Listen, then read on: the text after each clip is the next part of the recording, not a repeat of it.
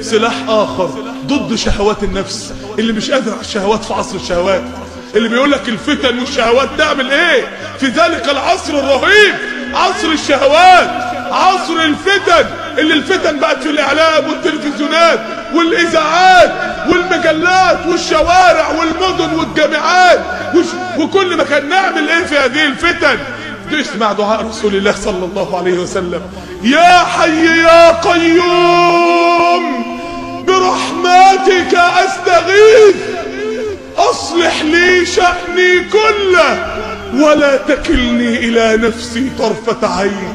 نفسي هتضيعني يا رب، شهوات نفسي هتوديني في داهية يا رب، مش قادر اقاوم شهوات نفسي ومعاصي الشهوة يا رب، اعمل ايه؟ لا تكلني الى نفسي طرفة عين. يمين يا ارحم الراحمين برحمتك استغيث.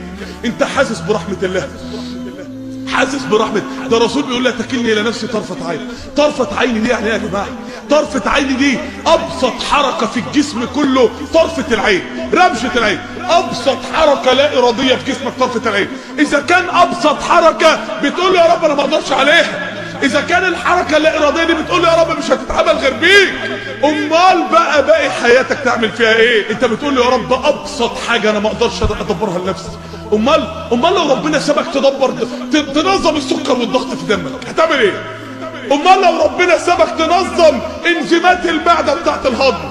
ده انت حتة اللحمة اللي بتاكلها لو من غير انزيمات المعدة عايزة 50 سنة عشان تتهضم، ما بالك بقى ربنا عمل لك ايه؟ انت محتاج ربنا في كل شيء، محتاج ربنا في كل حاجة. بتقول له يا رب انا ما اقدرش اعمل من غيرك حاجة. ربنا مع اهل الكهف بيقول واذا اعتزلتموهم وما يعبدون من دون الله فأووا الى الكهف ينشر لكم ربكم من رحمته. يعني شيء بس من رحمته.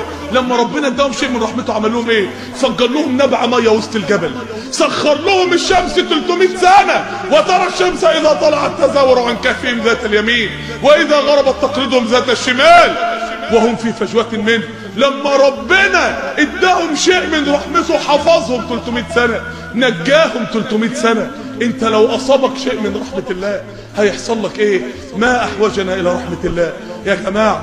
فكرة خطبة النهاردة كلها ان احنا كلنا مبتلين لاننا ما بنواجهش الحياة بقدرة الله، ان احنا عندنا مشاكل في دنيتنا وديننا لان احنا ما بنواجهش الحياة بحول الله وقوته، ان ربنا سبحانه وتعالى نزلك الارض وهو يعلم انك ضعيف، انك انت بتترعب من اصغر ميكروب محتاج يتكبر 36,000 مرة تحت الميكروسكوب عشان تشوفه، زي ما بتترعب من الاسد اللي بيفترسك.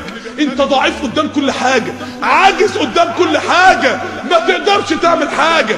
طب ربنا خلاني عاجز كده ليه؟ لانه قال لك قول يا رب، وانت قدرة ربنا تبقى معاك في حياتك.